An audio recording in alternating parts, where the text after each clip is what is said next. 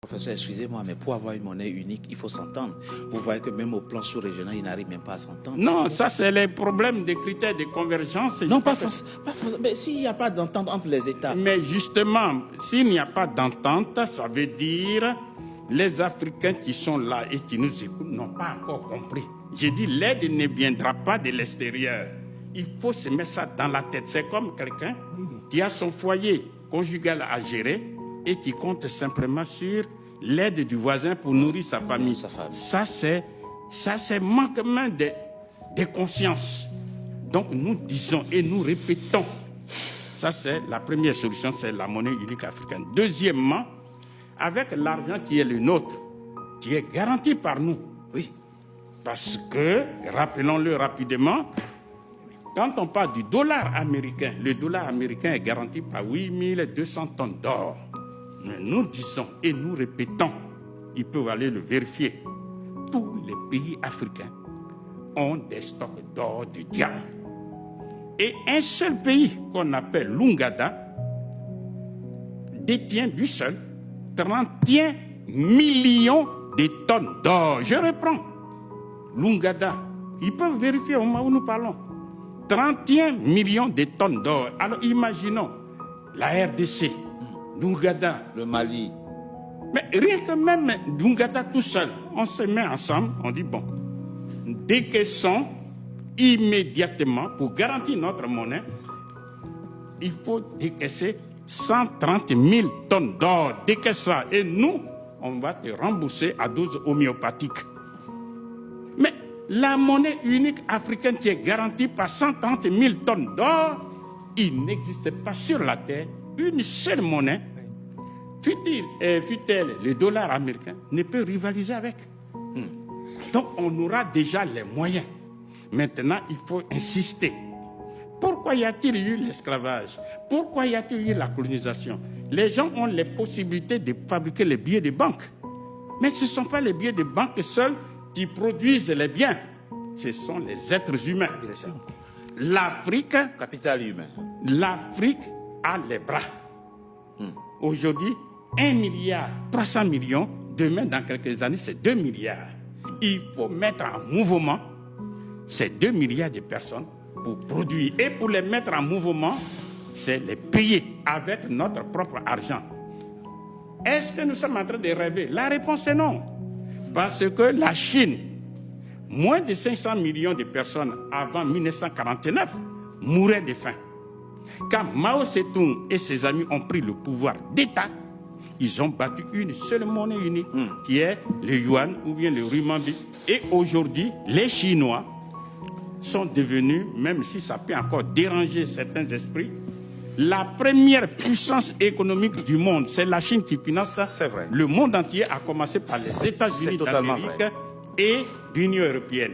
Donc nous disons, ce genre d'aide, pour rester dans le sujet dont on nous parle, c'est de la diversion. Donc la première solution, c'est battre la monnaie unique.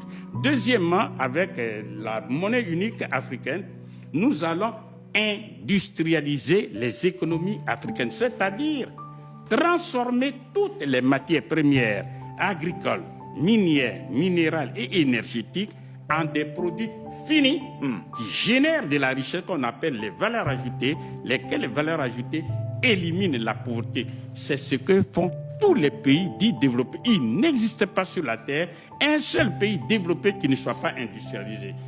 Or, tous ces pays, que ce soit l'Italie et tous les autres, ils vont tout proposer, sauf ce que je suis en train de dire. Parce que ça ne les arrange pas. Voilà. Troisième solution maintenant, c'est l'État fédéral africain, c'est-à-dire les États-Unis d'Afrique. Et ça, on n'a pas besoin des années de lumière.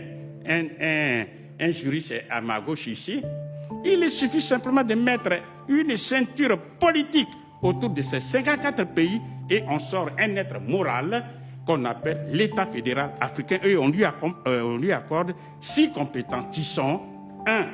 Puisque nous sommes un seul État désormais, tous ceux qui ne font pas partie de l'Afrique, eh bien avec eux on a des frontières. Donc c'est l'État fédéral africain qui va gérer sa deuxième compétence. Lorsque vous écrivez aux États-Unis d'Amérique, vous achetez un seul thème. Vous n'achetez pas 50 thèmes. Donc, c'est l'État fédéral qui va gérer les PTT. Troisième solution, une troisième compétence, eh bien, il y a une seule politique étrangère. Quand je m'avais à l'ambassade des États-Unis, vous allez dans une seule ambassade. Donc, si on crée notre État fédéral, eh bien, c'est l'État fédéral qui va gérer la politique étrangère. Maintenant, ça, c'est ce qu'on appelle les compétences naturelles. À cela s'ajoutent 3 autres compétences qui sont la monnaie unique africaine sera gérée par l'État fédéral africain. C'est-à-dire tous les 54 pays qui sont membres, on va avoir une seule monnaie. Et avec pas une banque centrale africaine, vous voulez dire? Bien sûr, avec une banque centrale. Donc, ça, c'est la 4e compétence. La 5e compétence, eh bien, c'est la défense. Aujourd'hui, beaucoup de pays africains sont victimes de l'insécurité, par-ci, par-là. Quand on voit en RDC, il y a la guerre là-bas. Quand on voit au Soudan, il y a la guerre un peu partout. Eh bien, nous disons, nous allons avoir une armée fédérale africaine, écoutez-moi très bien, rendue invincible. Pourquoi? Parce que nous avons les moyens pour acheter des armes extrêmement puissantes dans tous les pays qui veulent commercer, qui veulent coopérer avec nous, c'est-à-dire, par exemple, que ce soit en Chine, que ce soit en Russie, que ce soit en Corée du Nord. C'est ici et maintenant, c'est possible au moment où la Russie est en conflit ouvert avec l'Occident. Pourquoi? Parce qu'il faut connaître la thèse. Il est hors de question de permettre aux Africains de s'armer.